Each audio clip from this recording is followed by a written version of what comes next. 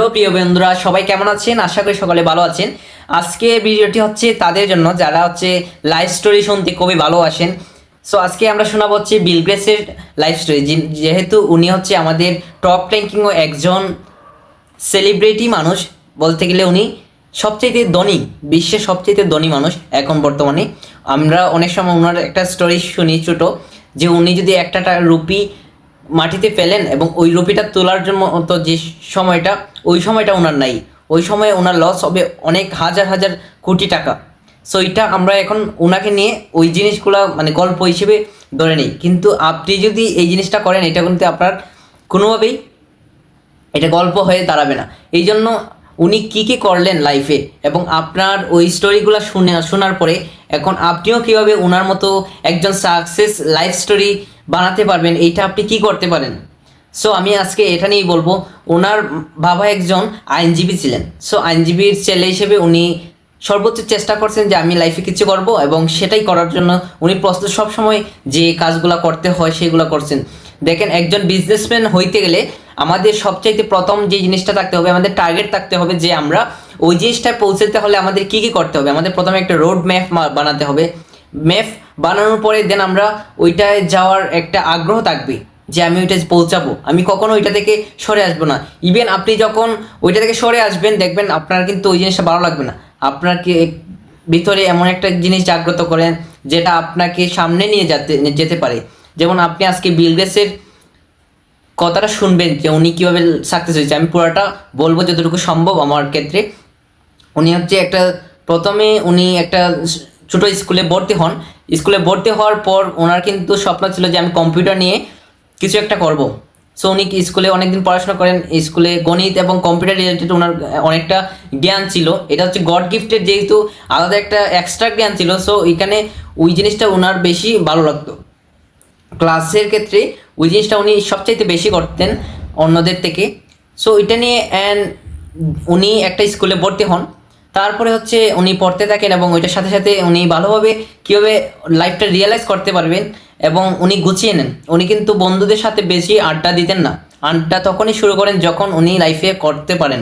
ওনার একটা ফ্রেন্ড ছিল, ও সবচেয়ে ওনাকে সাপোর্ট করেছেন। কারণ কেননা আপনার ফ্রেন্ডগুলো তখনই সবচেয়ে সাপোর্টেবল হবে যখন আপনি ওই ফ্রেন্ডদের কাছ থেকে সবগুলা ভালোভাবে বুঝতে পারবেন এবং সবগুলো আপনি নিতে পারবেন, সবগুলা কথা শেয়ার করতে পারবেন। আমরা জানি ফ্রেন্ডগুলো এমন হয় যে বন্ধু তুই আজকে আমাকে ট্রিট দিবে, আমি তোকে কালকে ট্রিট দেবো, ওই রকম বন্ধু আমার দরকার নেই। কারণ আমি ওইগুলো বন্ধু দিয়ে আপনি লাইফে কি করব। আমার লাইফটা হচ্ছে সর্বোচ্চ জরুরি, যেহেতু লাইফটা সবার একটা লাইফই পাওয়া যায়। দেন উনি হচ্ছে ইউনিভার্সিটিতে ভর্তি হয়। সেই ইউনিভার্সিটির নাম হচ্ছে হার্ভার্ড ইউনিভার্সিটি। ইউনিভার্সিটি উনি কমপ্লিট করেন নাই। ওনার যেহেতু স্বপ্নটা ছিল সবচাইতে বেস্ট স্বপ্ন, এবং ওনার ইচ্ছা ছিল যে আমি ঘরে ঘরে কম্পিউটার ব্যবহার করা যায় ওই রকম একটা সিস্টেম চালু করব। ওই স্বপ্নটা উনি চালু করার জন্য উনি দিন রাত খেতে পরিশ্রম করে যান।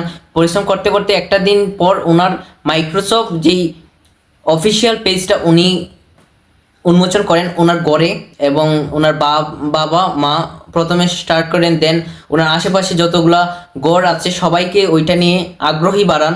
সবাই অনেকে ওইটা ছুঁড়ে ফেলে দেয় যে আমি ওইটা ব্যবহার করবো না, এটা আমার টাকা কেটে নিয়ে যাবে, ওই রকম ছিল।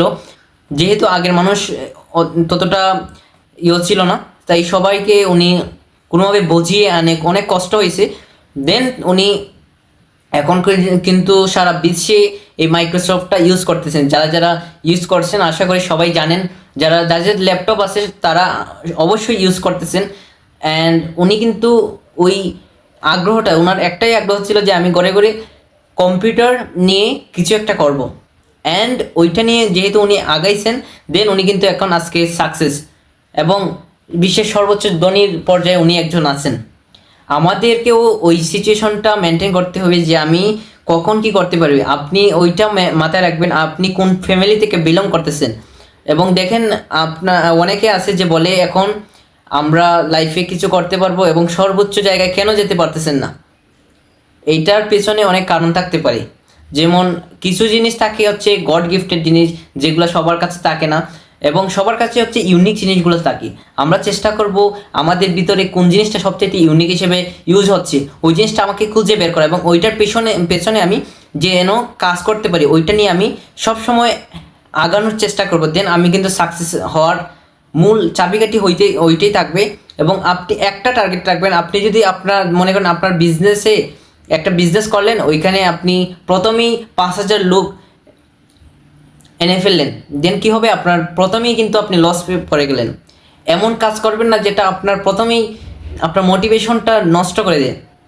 প্রথমে আপনি স্টার্ট করেন, কোনো কিছু শেখা স্টার্ট করেন এবং এইটা কীভাবে স্টার্ট করতে হয় এটা প্রসেসটা জানেন। আপনি অযথা বেশি নেবেন না, যতটুকু চাপ আপনি নিতে পারেন। মনে করেন একটা জিনিস আমি শিখতে যদি আমার 6 মাস লাগে, ওইটাকে আমি চাইলেও এটা 2 মাসে সেইটা নিতে পারবো। শেখার পরে এটা কিন্তু আমার কোনো কাজ হবে না। অন্যজন যদি 6 মাসে শিখে, আমার মিনিমাম 5 মাস লাগবে, তাও আমার 5 মাসে যেন আমি ভালোভাবে শিখতে পারি। এখন আমি 5 দিনে শিখে ফেললাম, এখন অনেকগুলো ভিডিও পাওয়া যায় যে আমি 2 মিনিটে সব কিছু শিখে ফেলবো এবং ইনকাম করে ফেলবো। এটা কীভাবে হয়, এটা আপনি কোনোভাবে বিশ্বাস করবেন না ওইগুলো ভিডিওগুলো।